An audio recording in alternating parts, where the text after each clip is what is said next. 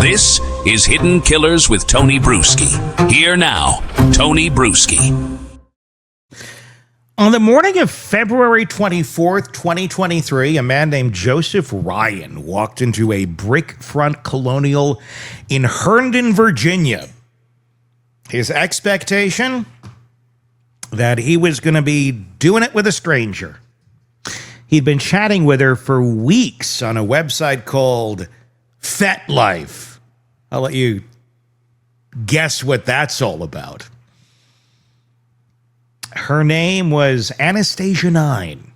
Her photo showed a petite woman in a one-piece bathing suit. She'd told him she wanted it rough. Knife play. A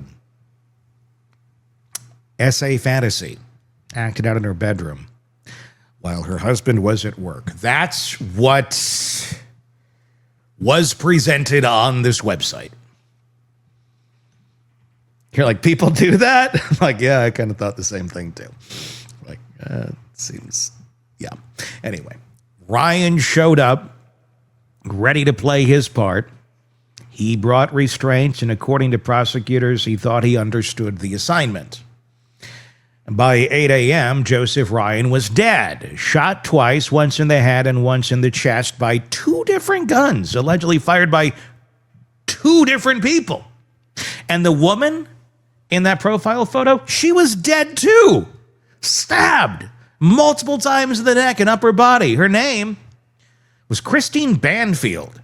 She was 37 years old, a pediatric ICU nurse, a mother.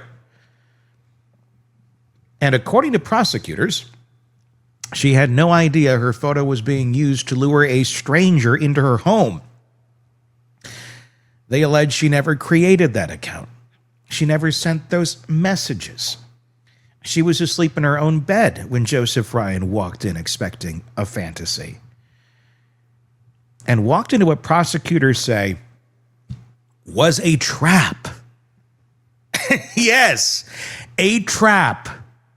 If you're new to this story, welcome. This is insane, and we're going to be following it with you. The trial is coming up very, very soon, so follow it with us. Be sure to press subscribe wherever you're listening to this or watching this. We will have you every step of the way through this case. And if you want to, if you've not already, and you're probably going to have an opinion on this case, in the comment section on YouTube, let us hear them. And also Substack. In fact, if you want to get our videos a day in advance, a day before everybody else, tomorrow's news videos today, basically, check out our Substack, hiddenkillers.substack.com. The link is in the description. So before we go any further, Brendan Banfield has pled not guilty to all charges and is presumed innocent until proven otherwise in a court of law. What follows, we're going to get into here, is the prosecution's theory of the case, the defense's counter-narrative, and the evidence as it's been presented so far. A jury will decide what actually happened. We're going to give you both sides so we can hear it. Looks pretty bad now, doesn't it? If he walked into this trap. And if the prosecution is right, this wasn't a home invasion gone wrong. This wasn't self-defense. It wasn't a meticulously planned double murder dressed up to look like one. Two people allegedly orchestrated the whole damn thing. Christine's husband, Brendan Banfield, and the family's 22-year-old live-in au pair. It's like a nanny from another country. Juliana Peres Magalhães. Prosecutors say they were having an affair. They wanted Christine out of the picture. And according to the prosecution's theory, they found the perfect Patsy on a fetish website. A man who could be killed and blamed for the very crime they allegedly committed. Yeah, all diabolical. Brendan Banfield wasn't some random guy. He was a federal agent. a criminal investigator for the IRS. Law enforcement, trained in evidence, procedure, how cases get built and how they fall apart. If you're going to frame somebody for murder, it helps to know how cops think. And according to prosecutors, Brendan Banfield thought of everything. He allegedly created the fake profile using a photo Christine had texted him a month earlier. I mean, just for a moment as we're going through this, just think about how if he did this, how diabolical this is. That you would do this to your wife, the mother of your children, so you can have an affair with the au pair. There's divorce, kids. There's ways of doing other things. You're an IRS agent. I'm guessing you're probably not like rolling in the fucking dough. Who knows, though? I don't know. I don't know what, because you think like, well, why wouldn't someone just get divorced? Like assets and that sort of stuff, that usually ends up being a reason that people do horrible things. I don't know. This just seems like completely idiotic every way you look at it, if they did it. Prosecutors say he found Joseph Ryan on FetLife. It's not MetLife, it's FetLife. And started a conversation. They allege she had Juliana call Ryan on the phone, pretending to be Christine to confirm the details, the restraints, the role play, the time and place. Evidence presented in court shows he took Juliana to a shooting range months before the murder. Prosecutors say he purchased a Glock in January of 23, the same gun they allege was used to kill Ryan. He allegedly swapped out his phone for a new one in the days before the attack. And according to Juliana's statements to prosecutors, he installed sound-canceling windows in the house and had her stand in the driveway while he screamed from the bedroom just to make sure no one would hear what was about to happen.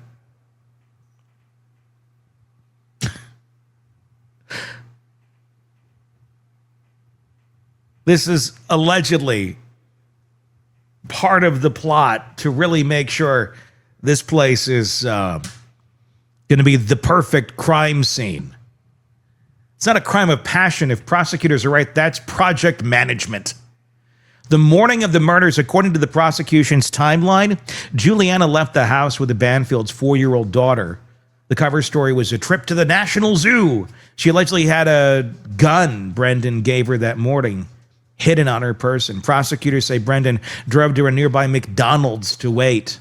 Christine was asleep upstairs, her cell phone allegedly hidden in the kitchen so she couldn't call for help. And Joseph Ryan was on his way, thinking he was about to live out a fantasy with a willing partner. When Ryan arrived, he went to the master bedroom. Christine woke up to a stranger. What happened next depends on who you believe. According to prosecutors, Brendan came back to the house, entered through the basement with Juliana and the child, left the little girl downstairs, and went upstairs with guns drawn. Brendan allegedly shot Ryan in the head. Then prosecutors say he stabbed Christine, his own wife, multiple times. Ryan was still moving, so Brendan allegedly told Juliana to get the second gun and finish him off. She allegedly did. And then, according to the prosecution's theory, Brendan Banfield staged the crime scene. Blood splatter evidence presented by prosecutors allegedly shows he smeared Christine's blood under Ryan's hands and arms to make it look like Ryan was the attacker. And at 7:47 a.m., someone at the house called 911 and hung up. 13 minutes later, a second call came through. Juliana sounded panicked. "A friend of mine is hurt," she said. Then Brendan took the phone. "I just shot a man. He was attacking my wife." When police arrived, they found Christine nude, bleeding out from stab wounds. Ryan was fully clothed, shot twice, already dead. The room was covered in blood. A knife, guns, and a bag of fetish accessories were scattered around. The Banfield's 4-year-old daughter was found in the basement with her jacket zipped up and a backpack on her shoulders, ready to go to the zoo. That never happened. From day one, Fairfax County Police didn't buy the story. There was no forced entry, and the 911 calls just didn't add up. And Juliana, who initially denied any romantic involvement with Brendan, had clearly been more than just the help, according to investigators. But Proving it took a little bit of time. 8 months, in fact. During those 8 months, something remarkable happened. According to police, Juliana Peres Magalhães moved into the master bedroom with Brendan Banfield, the room where Christine was killed, the room where Ryan's body had been found. When police returned to the house in October 2023, they found framed photos of Brendan and Juliana on the nightstand. Dated October 13th. Her clothes were hanging in Christine's closet, and according to police, the little girl was calling Juliana mommy. Creepy, right? In October 23, police arrested Juliana and charged her with second-degree murder in Ryan's death, but Brendan remained free for another full year. Wasn't until September 24, 570 days after the murders, that a grand jury indicted him on 4 counts of aggravated murder, 4 counts for 2 deaths because prosecutors wanted to cover every legal theory, premeditation, multiple victims. They also added charges of child abuse and cruelty because a 4-year-old was in the house while her mother was allegedly being stabbed to death upstairs. Days after Brendan's arrest, Juliana cut a deal. She pled guilty to manslaughter, a reduced charge, and agreed to cooperate fully against her former lover in exchange for prosecutors' recommended time served. She'd already been locked up for a year, and if she holds up her end of the bargain, she walks out of custody and gets deported back to Brazil. Her testimony is now the centerpiece of the prosecution's case. And here's what she told them. According to Juliana's statement to prosecutors, the affair started in August of 22, 6 months before the murders. By fall, Brendan was confiding in her that he wanted out of his marriage. She says she asked him if he was going to get a divorce. That's not what I'm thinking about, he allegedly told her. He was thinking about finding a way to just get rid of her, out of the picture. She claims Brendan came up with the FetLife scheme, created the fake profile, found Joseph Ryan, and spent months grooming him for the role of scapegoat. She says she called Ryan on the phone pretending to be Christine to confirm the encounter. She says Brendan gave her a gun that morning and told her to shoot Ryan if he was still moving after the first shot. She says she tried to back out multiple times, but Brendan insisted it was too late. She says she didn't think he'd actually go through with it until he did. These details come from Juliana's cooperation, statements to prosecutors, statements the defense has challenged as self-serving and unreliable. If you believe her, Brendan Banfield is a cold-blooded killer who manipulated a young woman into helping him murder his wife and an innocent stranger. If you don't believe her, she's a woman who participated in 2 killings and is now pinning everything on the one person who can't contradict her because he's exercising his Fifth Amendment right to stay silent. And that's exactly where the defense is going. Brendan Banfield's attorney, John Carroll, has called the entire investigation a theory in search of facts. He argues that Christine Banfield, not Brendan, created the FetLife account, that she was the one communicating with Joseph Ryan, that she invited him to the house for a consensual affair, and something went horribly wrong. The defense points to a Fairfax County Police digital forensic examiner named Brendan Miller, who analyzed over 60 devices in this case. His conclusion? The evidence pointed to Christine, not Brendan. That the person behind the account, Miller, found that Christine was making plans with multiple men on FetLife, not just Ryan.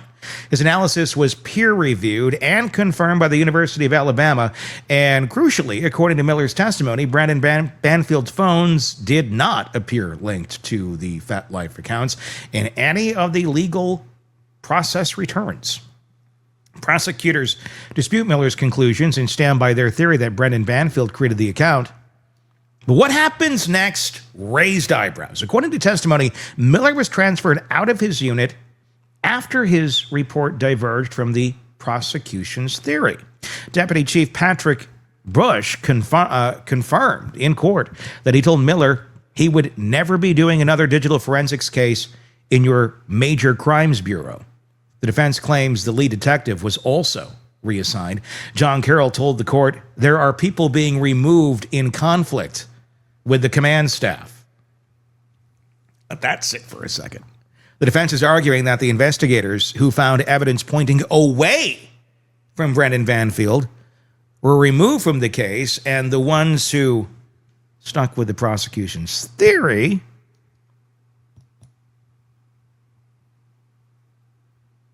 stayed on. Whether that's a cover-up or just internal politics depends on your level of trust in Fairfax County law enforcement. But it's now part of the court record. Judge Penny Ascaret ordered prosecutors to review all communications around those transfers and hand over anything that might help the defense. That's not nothing. And then there's the chaos behind the scenes, because there always is, isn't there? The lead prosecutor on this case was a deputy Commonwealth's attorney named Eric Klingen. He was the one building the case against Brendan Banfield, presenting evidence at hearings, arguing for no bail. In August of 2025, Fairfax County Police found Klingen drinking alcohol next to his parked car behind a strip mall at 8 a.m. Body camera footage shows an open beer bottle on the hood and an empty bottle nearby. He told officers he was going to head to work and forget about all this. Klingen was placed on leave and removed from the case. The trial was delayed again. So now we have a prosecution built on a testimony of a woman who already pled guilty and has every incentive to cooperate. Digital forensic evidence that the defense says points away from their client. Investigators who were allegedly transferred for disagreeing with command staff, and a lead prosecutor who got pulled off the case for day drinking in a parking lot. That's the context walking into January of 2026. The trial is scheduled to begin in weeks. It's expected to last about 4 weeks. Cameras will be in the courtroom. Brendan Banfield faces 4 counts of aggravated murder, firearms charges, and felony child abuse. If convicted, he's looking at life in prison. Virginia abolished the death penalty in 2021. Juliana's sentencing has been postponed until after the trial to ensure her cooperation. Guess love doesn't win out all after all. If you're having the affair with the au pair, it doesn't end well. She doesn't stand by your side. Or she made up a story. I guess that's the question. The prosecution wants her to get time served. The defense wants to tear her apart on the stand. And then there's the daughter. She's 6 years old now. She was in that house when her mother was allegedly stabbed to death. She sat in the basement with her backpack on, waiting to go to the zoo. Prosecutors wanted to use a forensic interview she gave to police, arguing she's a victim of her father's alleged actions. The defense objected. The interview was conducted without parental consent. Judge ruled it cannot be used, so the jury won't hear from her, but she exists. She's out there somewhere, growing up in the wreckage of what allegedly happened in that bedroom. 2 people are dead. Christine Banfield spent her career in pediatric intensive care units, taking care of other people's children. Joseph Ryan was a 39-year-old man who lived with his grandmother in a small dog. He had no criminal history, no record of violence against women. His mother, Deidre Fisher, told reporters he'd never struck a woman in his life. You don't just all of a sudden wake up and decide you're going to be a killer, she said. Yeah, that's exactly what the defense wants the jury to believe, that Ryan came to that house intending harm and Brendan Banfield stopped him. The prosecution says Ryan was a victim twice over. First manipulated into walking into a trap, then killed and framed for a murder he didn't commit. They say Brendan Banfield used a federal agent's training to plan the perfect crime, and I say that in air quotes in case you're listening to the podcast, and almost got away with it. They say he and Juliana were communicating from jail after his arrest, allegedly talking about places to live in Brazil together. They say the photos, the gun range visits, the phone swaps, the sound-canceling windows, the blood spatter evidence, all of it points to premeditation on a level that's almost hard to believe. And maybe that's the point. Maybe it is so elaborate, so calculated, and so brazen that a jury just might struggle to accept it. Reasonable doubt doesn't require proof of innocence. It just requires enough questions to make conviction feel rather uncomfortable. This trial will continue. It will come down to one thing, really. who was behind the keyboard. If the prosecution can prove Brendan Banfield created that FetLife account, catfished Joseph Ryan, and lured him into the trap to cover up the murder of his own wife, then Juliana Peres becomes the star witness in one of the most disturbing cases Virginia has seen in years. But if the defense can establish that Christine was living a secret life, that she invited a stranger into her bedroom for violent role play, and that Brendan walked in on something that spiraled beyond anyone's control, then the au pair isn't a cooperating witness. She's a woman who killed a man, blamed her lover, and negotiated her way out of prison. The only person talking is the one who already pled guilty. The husband hasn't said a word since he invoked his Fifth Amendment rights. And the woman whose photo started all of this, the pediatric nurse, the devoted mother, the woman who once wrote on Instagram about how au pairs became family. She can't tell her side. Whatever happened in that bedroom, she's the one who paid the price for it. January of 2026, Fairfax County, cameras will be rolling and we will be watching. And we'll be bringing you all the coverage right here. Be sure to press subscribe so you don't miss any of it. Be sure to give us your thoughts on YouTube as well in the comment section or on our Substack page, hiddenkillers.substack.com. The link is in the descriptions. And I want to hear your thoughts. If you're on Apple Podcasts, press subscribe as well and leave us a review. It would be greatly, greatly appreciated. Until next time, I'm Tony Bruschi. We'll talk again real soon. Want more on this case and others? Then press subscribe now and don't miss a moment of true crime coverage from Tony Bruschi and the Hidden Killers podcast.